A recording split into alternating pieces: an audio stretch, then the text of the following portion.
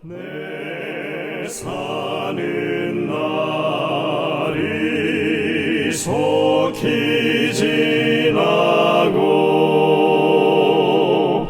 이 세상 영광 빨리 쇠하며 이 천지 만물 모두 변하나 변함이 없는 주여 객소서. 주 홀로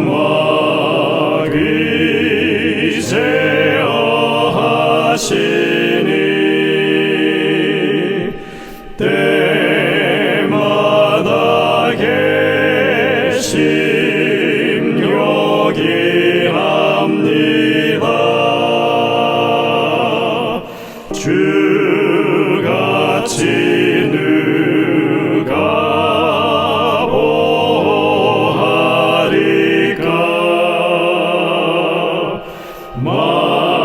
맑거나 흐린 때도 객소서.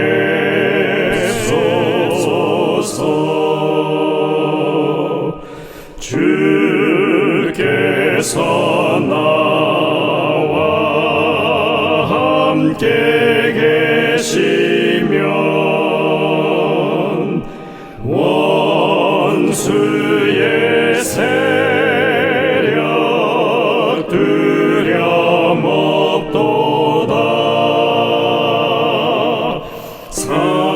사망의 솜이 어디 있느뇨.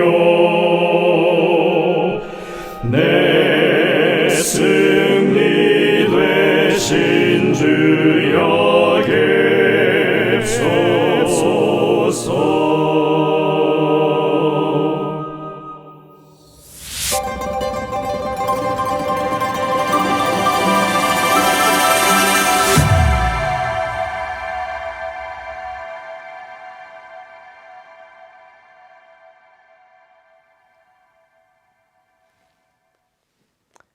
성도 여러분들 안녕하십니까? 2024년 새해 첫 안식일을 시작하는 시간입니다. 이제 함께 찬미를 부르시면서 이 예배를 열도록 하겠습니다. 처음에 부르실 찬미는 642장 찬미입니다. 내 평생에 가는 길. 이 찬미 혼성중창 찬양팀의 찬양 인도로 함께 부르시겠습니다.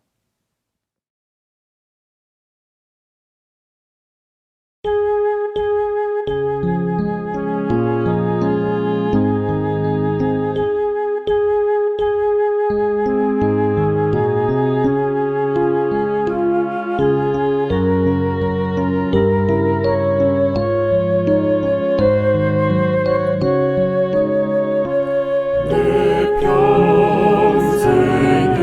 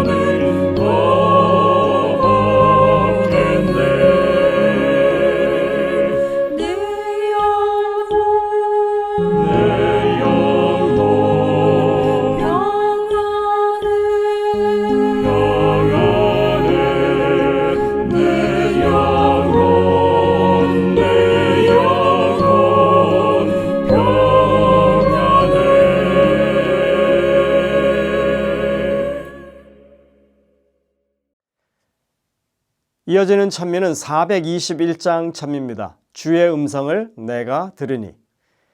혼성중창 찬양팀의 찬양 인도로 함께 부르시겠습니다.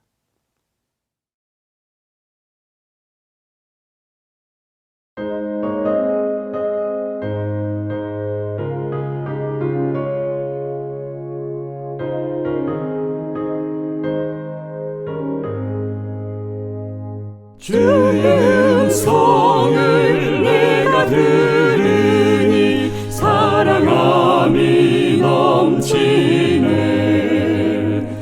믿는 마음으로 주께 가오니 받아주십니다. 내가 매일 더욱 가까이 십자가로 가오리. 구세주의 보혈 흘린 그곳에 나를 인도하소서. 주의 넓으신 은혜 힘입어 주를 섬겨 일하고 나의 품은 뜻 주의 뜻같이 되게 하여 주소서. 내가 매일 더욱 가까이 십자가로 가오리. 구세주의 보혈 흘린 그곳에 나를 인도하소서. 주의 안에서 얻는 기쁨은 헤아릴 수 없으며 우리 구주의 넓은 사랑은 증량할 자 없도다. 내가 매일 더욱 가까이 십자가로 가오리. 구세주의 보혈 흘린 그곳에 나를 인도하소서.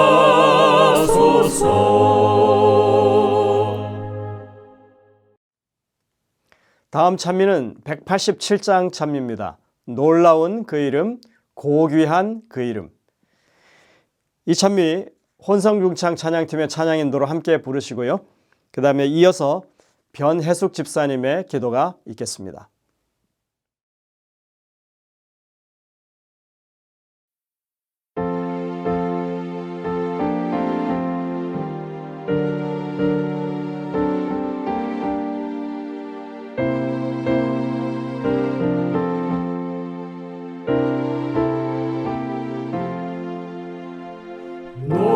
놀라운 그 이름, 귀한 그 이름, 고귀한 그 이름, 예수 내 주.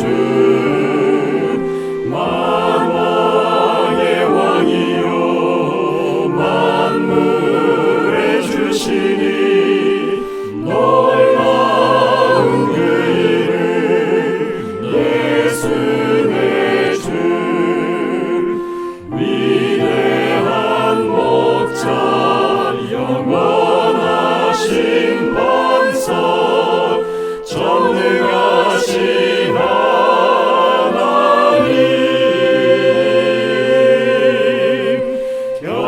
경례와 존귀 사랑을 돌리세 놀라운 그 이름 예수 내 주. 놀라운 그 이름 귀한 그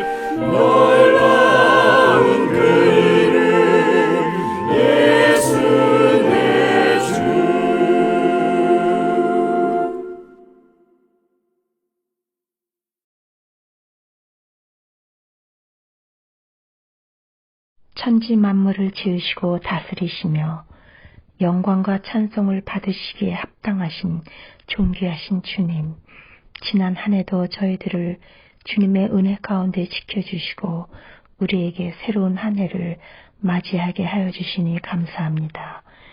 오늘 새해 들어 첫 안식일이 시작되는 시간에 주님께 예배 드릴 수 있는 귀한 은혜 주심을 또한 감사합니다. 아버지, 저희들 하나님의 뜻을 알기 위하여 기다리기보다 나의 뜻을 앞세우고 말하고 행동한 적이 많이 있습니다. 저희들의 교만을 용서하여 주시고 아버지의 뜻을 알기 위하여 기다리는 저희들이 되게 하여 주시옵소서. 저희 교회에 질병으로 고통당하는 분들과 함께하여 주시고 위로하여 주시옵소서. 우리 교회의 두 분의 목사님과 또 가정마다 그리고 직책을 맡은 모든 분들을 축복하여 주시고 주님과 합력하여 계획한 일들을 잘 이루어 나갈 수 있게 도와주시옵소서. 아버지, 저희 교회에 젊은이들을 많이 보내주심을 감사합니다. 성령님의 도우심과 인도하심으로 영적으로 부흥하고 성장하여 하나님의 말씀에 순종하며 사랑이 넘치는 교회가 되게 하여 주시옵소서. 우리의 젊은이들이 교회를 잘 이끌어 나가기에 부족함이 없게 하여 주시옵소서. 이 시간 말씀을 전하실 김상 목사님께 영육간의 강건함을 주시고 갑절의 영감을 주셔서 이 어려운 시대에 맡겨진 사명을 잘 감당하게 하여 주시옵소서. 말씀이 선포될 때 우리의 마음문을 열어주시고 겸손한 마음으로 주님의 음성을 듣는 축복의 시간이 되게 하여 주시옵소서. 주님의 사랑에 반응하며 감사 찬양을 하는 삶을 사는 저희들이 되게 하여 주시길 우리를 구원하여 주신 우리 구주 예수님의 이름으로 간절히 기도드리옵니다. 아멘.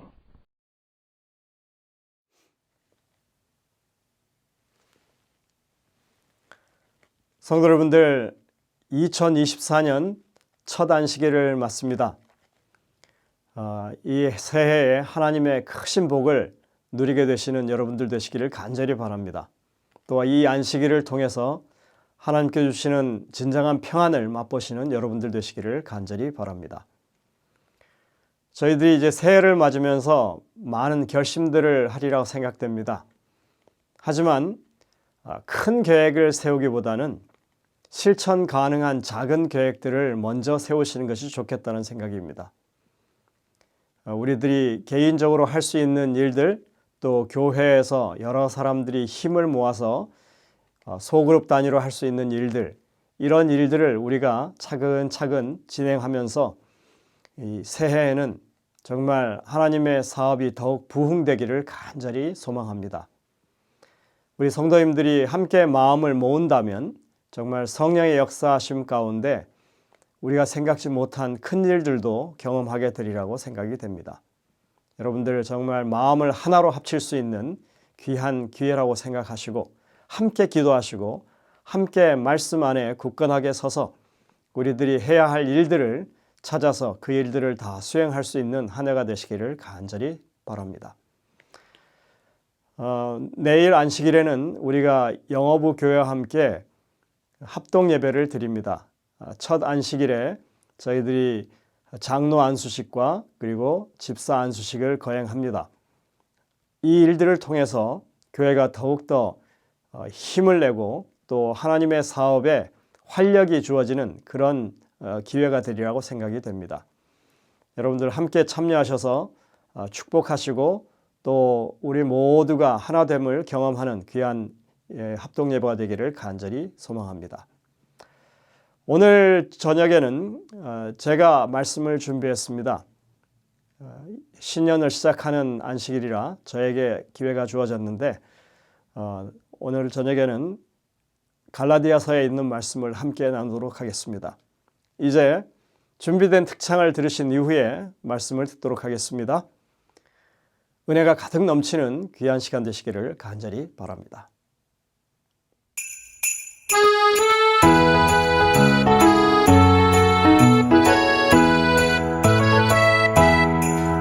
기뻐 주의 이름 찬양해 주의 이름 찬양해 주의 성도 함께 모여 폭풍 속을 지날 때도 주의 이름 찬양해 기뻐 주의 이름 찬양해 주의 이름 찬양해 기뻐 주의 이름 찬양 주의 이름 찬양 주의 이름 찬양해 기뻐 주의 이름 찬양해 주의 이름 찬양해 주의 성도 함께 모여 폭풍 속을 지날 때도 주의 이름 찬양해 기뻐 주의 이름 찬양해 주의 이름 찬양해 기뻐 주의 이름 찬양 주의 이름 찬양 주의 이름 찬양해 주님의 성전 안에서 겸손하게 엎드려 주 이름 영원히 찬양하리 주님의 무릎 아래서 그의 말씀 들을 때 내 마음 기쁨이 넘치네 기뻐 주의 이름 찬양해 주의 이름 찬양해 주의 성도 함께 모여 폭풍 속을 지날 때도 주의 이름 찬양해 기뻐 주의 이름 찬양해 주의 이름 찬양해 기뻐 주의 이름 찬양 주의 이름 찬양 주의 이름 찬양해 기뻐 주의 이름 찬양 주의 이름 찬양 주의 이름 찬양해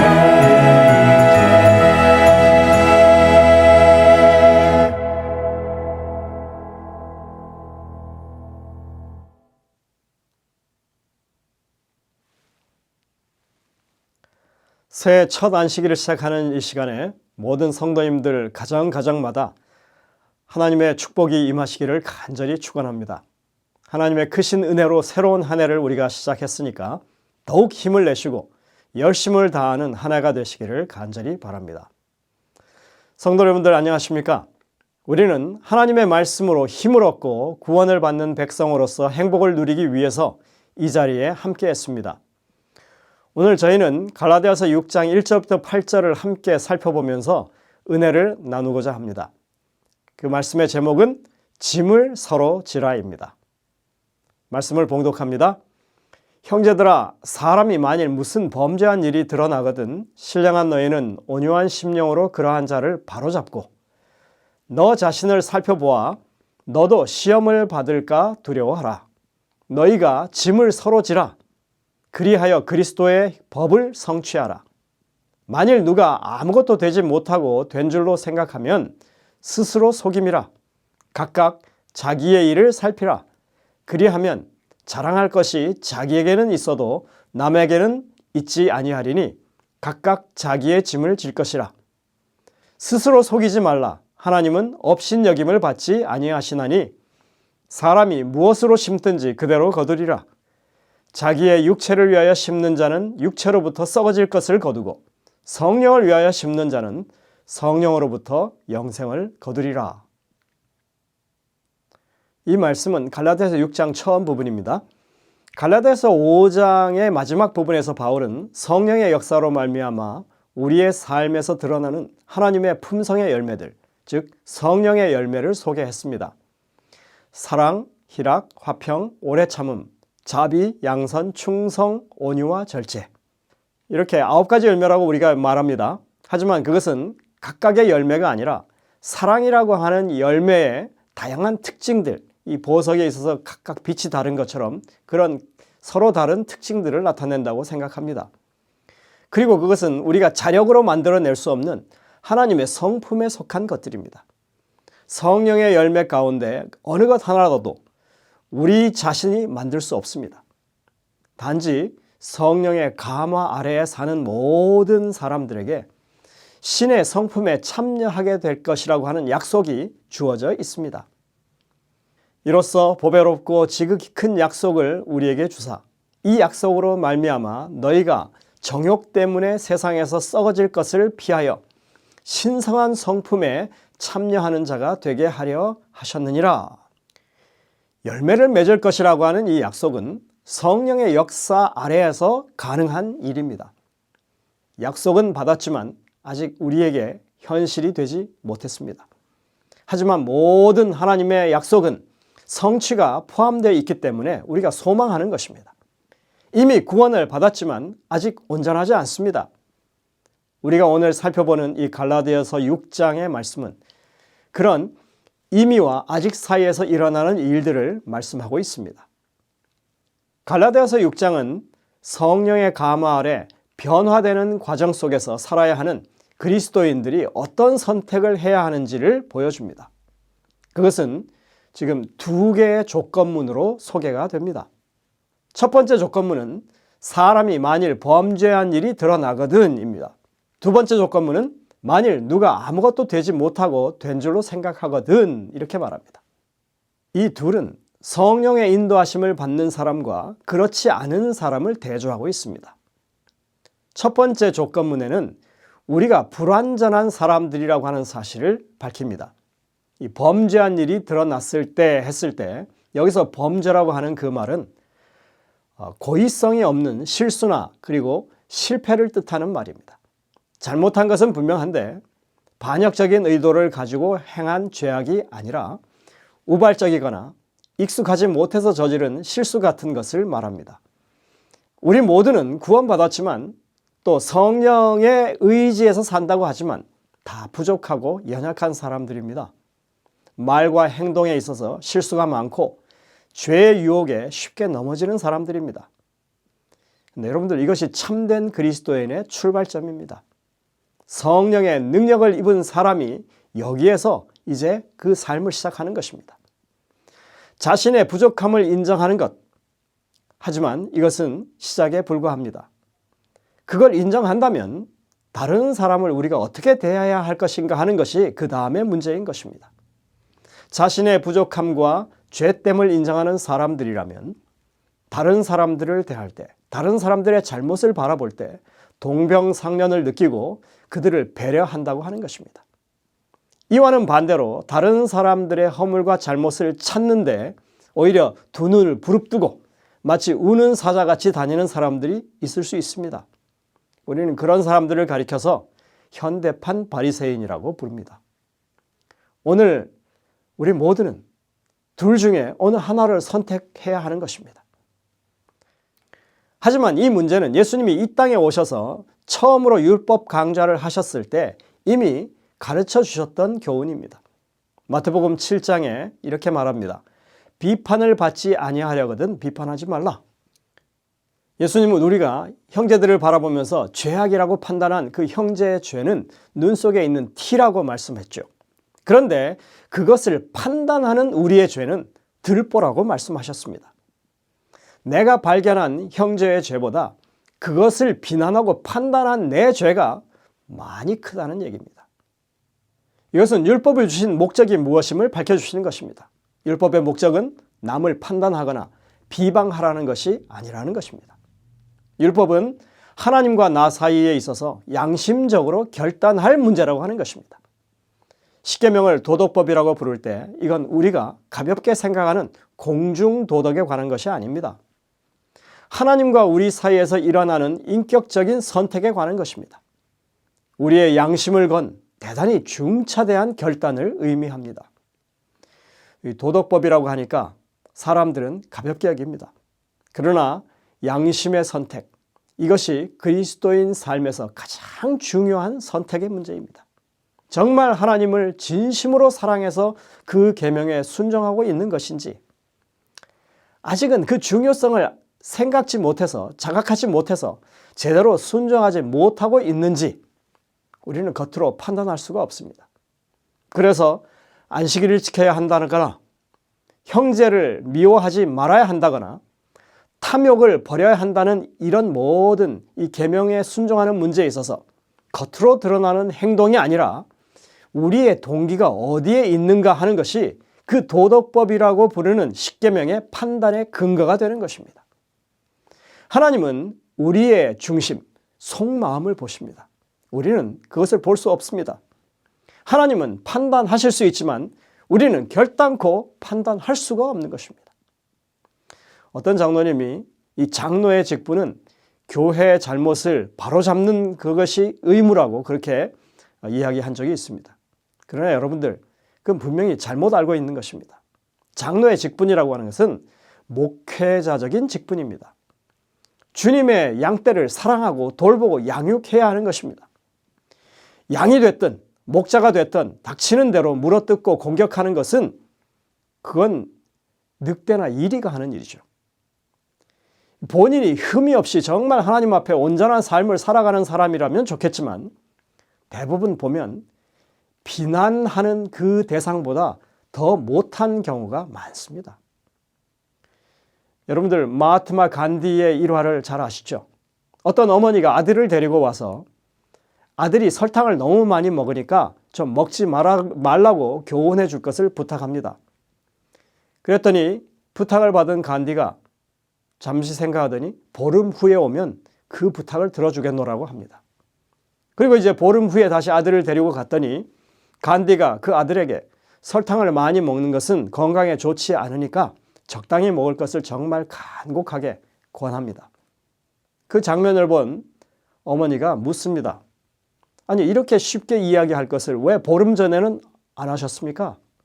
그랬더니 간디가 저도 설탕을 되게 좋아하는데 그런 내가 아드님에게 제대로 이것을 권하려면 내가 먼저 설탕을 줄이고 나서 하는 게 맞지 않겠냐고. 그래서 내가 보름 동안 설탕 섭취를 줄이는 노력을 기울이고 지금 말하는 거라고. 자기 자신도 제대로 순종하지 않으면서 다른 사람의 잘못을 훈계하는 일, 이건 정말 하나님 앞에서 양심에 어긋나는 일입니다. 야고보는 이 문제를 아주 분명하게 경고했습니다. 형제들아, 서로 비방하지 말라. 형제를 비방하는 자나 형제를 판단하는 자는 곧 율법을 비방하고 율법을 판단하는 것이라. 내가 만일 율법을 판단하면 율법의 준행자가 아니요 재판관이로다. 입법자와 재판관은 오직 한 분이시니 능히 구원하기도 하시며 멸하기도 하시느니라. 너는 누구이기에 이웃을 판단하느냐? 야고보의 이 말씀은 예수님의 교훈과 정확히 일치합니다. 형제를 판단할 처지가 못 되는 사람들이 형제를 판단하는 것, 그것은 자신이 하나님인 양 행세하는 것이라고 강력히 경고하고 있는 것입니다. 여러분, 스스로 하나님 행세하지 마시기를 부탁드립니다. 하지만 한 가지는 아주 확실합니다.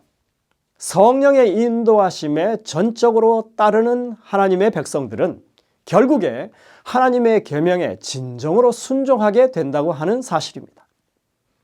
이런 믿음을 가지고 범죄 사실이 드러난 형제 자매를 바라보게 될 때 그 사람들이 어떻게 행동해야 하는지 오늘 이 갈라디아의 본문은 분명하게 가르쳐 줍니다. 신령한 너희는 온유한 심령으로 그러한 자를 바로잡고 너 자신을 살펴보아 너도 시험을 받을까 두려워하라. 너희가 짐을 서로 지라. 그리하여 그리스도의 법을 성취하라. 여기 지금 신령한 너희라고 합니다. 이 성령의 인도하심을 받는 사람들을 말하죠.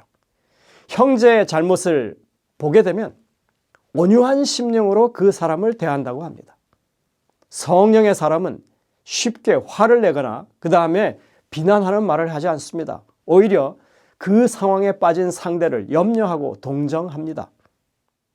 이런 사람들이 하는 구별된 행동은 자신을 살펴보고 자신도 그런 연약함이 있음을 생각하면서 스스로 경계하게 된다는 것입니다. 험담을 하거나 그 사람의 잘못을 다른 사람들에게 전파하지 않습니다. 소문이 나기 시작하면 그 당사자는 정말 회복하긴 어려운 그런 상처를 받게 될 것입니다. 온유한 심령으로 그들을 바로잡으라고 말합니다. 여기 바로잡으라고 하는 이 말은 신약 성경에서 이 그물이 찢어졌을 때 그 그물을 깁는 작업을 말합니다. 고치고 수선한다는 뜻입니다. 또 이 말은 일반적으로는 뼈가 어긋났을 때 그것을 교정하는 의학적인 용어로 쓰이기도 했습니다. 그물을 깁든 간에 뼈를 맞추든 간에 이것은 치유를 위한 작업이라고 하는 것을 말합니다. 온유한 심령으로, 즉 사랑하는 마음으로 상대의 마음에 치유가 일어나도록 하나님의 역사를 돕는 입장에 선다는 것입니다. 교회는 이런 장로님들, 이런 집사님들이 많아야 합니다. 그래야 하나님의 일이, 하나님의 역사가 교회 안에서 일어나는 것입니다. 우리 모두가 그런 사람들이 되시기를 간절히 바랍니다. 여기까지가 첫 번째 조건문에 관한 이야기입니다. 이제 두 번째 조건문을 보실까요? 사람이 범죄함을 봤을 때 다른 방향으로 반응하는 사람들에 대해서 말하고 있습니다. 만일 누가 아무것도 되지 못하고 된 줄로 생각하거든 합니다. 바로 현대판 바리새인들의 이야기입니다.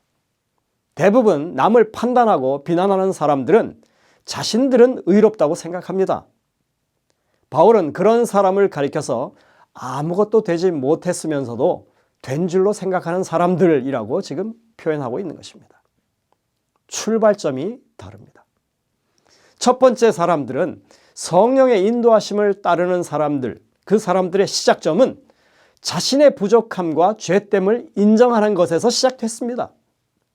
그런데 이 두 번째 부류의 사람들은 자신의 의에서 출발합니다. 만약 누가 아무것도 되지 못하고 된 줄로 생각하면 스스로 속임이라. 각각 자기의 일을 살피라. 그리하면 자랑할 것이 자기에게는 있어도 남에게는 있지 아니하리니 각각 자기의 짐을 질 것이라. 영어에서 이 시작 부분을 자신이 nothing이면서 something이라고 생각한다, 이렇게 표현하고 있습니다. 이 성령의 사람은 자신을 nothing이라고 생각한다고 했죠. 오직 주님만 참되시다고 확신하는 것입니다. 오직 하나님만 영존하신다고 믿습니다. 그러나 자기 본의로 사는 사람들은 자신을 something이라고 생각합니다. 착각이죠. 스스로 속이는 것입니다. 바울은 7절에서 스스로 속이지 말라. 하나님은 업신여김을 받지 않으신다라고 확실하게 못 박아 말합니다. 바울은 지금 성령을 따르는 그리스도인들과 자신을 따르는 그리스도인들을 대조하고 있습니다. 이 두 부류에게 모두 자신을 살피라고 말씀하고 있죠. 타인의 잘못을 보고 온유한 마음으로 하나님의 방법을 따르는 첫 번째 부류의 사람들에게 자신을 살피라고 말합니다. 여기서 살피라고 하는 이 말은 꼼꼼히 확인하라는 말입니다. 따뜻한 권면에 속합니다. 하지만 두 번째 부류, 즉 상대를 업신여기고 비난을 일삼는 사람들에게는 제발 너 자신의 행위를 살펴보라고 강력한 명령이 주어집니다. 여기서 살피라고 하는 그 말은 용광로에서 순금을 정련하는 것처럼 참과 거짓을 분별하라고 하는 그런 조치를 명하는 것입니다. 엄중한 꾸짖음입니다. 여러분들은 어떤 선택을 하시겠습니까? 여러분들은 어떤 조치를 취하시겠습니까? 둘 다 부족한 사람들입니다. 그럼에도 내가 저 사람보다는 낫다, 내가 저 사람보다는 의롭다 하는 이런 상대적인 평가를 하는 것은 결국은 자기 만족을 하기 위한 그런 수단에 불과한 것입니다. 그래서 그런 사람들에게 이렇게 권고합니다. 자신을 살펴보면 자랑할 것이 자신에게만 있지 다른 사람에게 자랑할 것은 없다.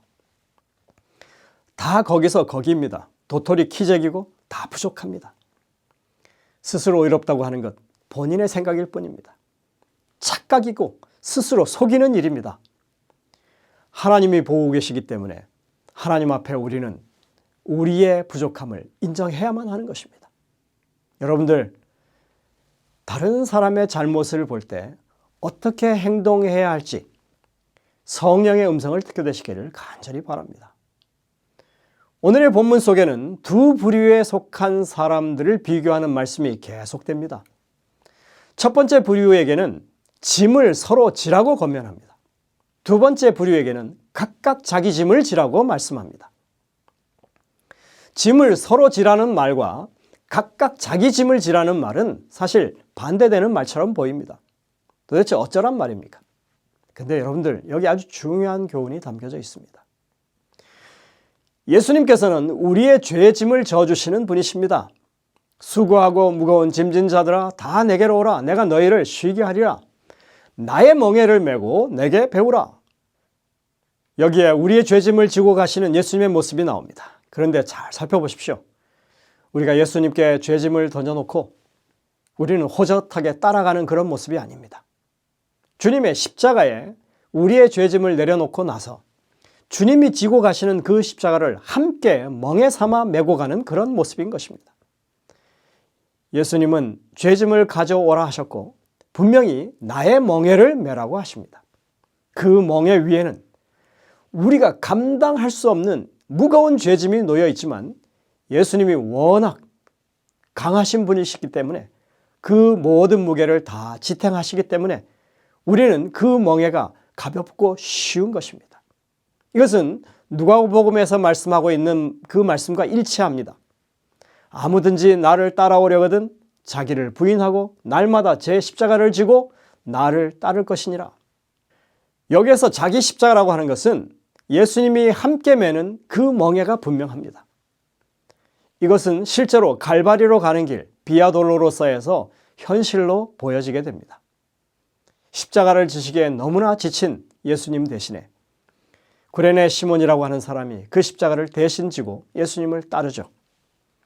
이 장면은 그 원리를 잘 보여줍니다. 구레네 시몬이 걸머진 나무 십자가는 예수님의 십자가였습니다. 그리고 예수님은 구레네 시몬 앞서서 걸어가고 계십니다. 그런데 그분의 어깨 위에는 구레네 시몬을 포함해서 우리 자신들과 같은 흉악한 죄인들의 모든 죄짐이 다 얹혀져 있습니다. 나무 십자가는 이 건장한 시몬에게 있어서 충분히 감당할 만한 무게였습니다. 그러나 주님이 짊어지신 그 우리의 죄짐은 세상 그 어느 누구도 감당하기 어려운 무거운 죄짐이었습니다. 저는 이 장면이 제 뇌리에서 사라지지 않습니다. 말할 수 없이 무거운 죄짐을 지고 걸어가시는 예수님, 그 뒤를 주님의 멍에를 메고 따르는 구레네 시몬, 세상 사람들의 죄짐을 져주시는 주님, 이것이 구원을 이루시는 그리스도의 법이라고 지금 말씀하고 있는 것입니다. 여기서 지금 짐을 서로 지라고 말씀하고 있습니다. 우리는 결코 다른 사람의 죄짐을 져줄 수 없습니다. 범죄한 형제 자매들의 죄짐을 지실 분은 오직 예수님밖에 없습니다. 우리가 그 범죄한 형제들을 비난하면 그들의 마음의 짐을 더해주는 격이 되겠죠. 그러나 비난 대신에 온유한 마음으로 그들을 지원하고 따뜻하게 대하고 격려와 위로를 아끼지 않는다면 우리는 주님의 일을 도울 수가 있다는 것입니다. 그런데 여러분들, 두 번째 부류에게는 각각 자기의 짐을 지라고 말하고 있습니다. 이 말은 그들이 자신의 죄짐을 예수님께 내려놓지 않았다고 하는 것을 말하는 것입니다. 여기에 사용된 짐이라고 하는 단어가 첫 번째와 두 번째가 다릅니다. 처음 말하는 짐은 무겁긴 하지만 옮기거나 내려놓을 수 있는 짐을 가리킵니다. 이 두 번째 사용되는 짐은 어떻게도 내려놓지 못하는 짐을 말하는 것입니다. 예를 들어서 임산부가 아이를 베고 있는데 그 아이를 내려놓을 수가 없는 것과 같은 것입니다. 항상 감당할 수밖에 없는 짐입니다. 그들 스스로가 자신의 의를 의지하고 있는 한 그 죄짐은 여전히 그들에게 져야 할 짐으로 남아있는 것입니다. 아마도 자신들이 그 정도의 죄짐은 감당할 수 있다고 생각하는 것 같습니다. 여러분들, 아무리 작은 죄라도 그것은 멸망의 대가를 치르는 것입니다. 그들에게 지금 당장 필요한 것은 자신들의 의를 내려놓고 그리고 자신들의 죄짐을 예수님께 드리는 것입니다. 예수님께서 함께 매자고 하시는 그 십자가의 멍에를 함께 매는 것입니다. 바울은 이 권면을 하면서 이 문제가 성령을 따를 것인지 아니면 육신을 따를 것인지 하는 문제라고 그것을 확실하게 얘기해 줍니다. 사람이 무엇으로 심든지 그대로 거두리라. 자기의 육체를 위하여 심는 자는 육체로부터 썩어질 것을 거두고 성령을 위하여 심는 자는 성령으로부터 영생을 거두리라. 오늘 바울의 권면은 너무나 명확합니다. 하나님의 성령의 지도를 따르는 사람은 자신의 연약함을 받아들이고 부족한 형제자매들을 대할 때 온유한 마음으로, 사랑하는 마음으로 그들을 동정하고 치유하기 위해서 하나님을 돕는 자리에 선다고 하는 것. 반면에 육신의 생각, 자신의 의를 따르는 사람들은 자기의 의를 바탕으로 판단하고 비난하고 자신이 된 줄로 생각하는 그런 착각 가운데 살아가면서 피차간의 멸망의 길로 이끌어 간다는 것입니다. 그러면서 오늘 우리에게 분명하게 선택하라고 권합니다. 잘못한 형제들을 어떻게 대할 것인가 묻습니다. 우리는 그 사람의 죄짐을 그리스도께 내려놓도록 격려하고 지원하는 선택을 해야 할 것입니다. 여러분들, 이것이 짐을 서로 지는 선택입니다. 여러분들, 오늘 이 시간 여러분들이 성령의 음성을 들으시고 현명하고 지혜로운 선택을 하시길 바랍니다. 우리가 형제들의 잘못을 볼 때마다 바울의 이 권면이 우리 마음 가운데 살아서 성령의 역사하심이 있게 되시기를 간절히 바라면서 말씀을 줄이겠습니다. 기도하시겠습니다. 하늘에 계신 아버지 하나님, 주님의 말씀을 통하여 너무나 지혜롭게 분별하게 하시니 감사드립니다. 우리가 하나님의 백성들로서 율법을 순종하는 사람들로서 성령의 인도하심을 따르는 사람들로서 어떻게 행동해야 할지, 선택해야 할지 정말 지혜롭게 깨달을 수 있도록 인도하여 주시고 그렇게 행할 수 있는 저희 모두가 될 수 있도록 인도하여 주옵소서. 그래서 우리가 함께하는 교회에서 하나님 나라의 아름다움을 이룰 수 있는 저희들이 되게 이끌어 주옵기를 예수님의 이름으로 간절히 기도드립니다. 아멘.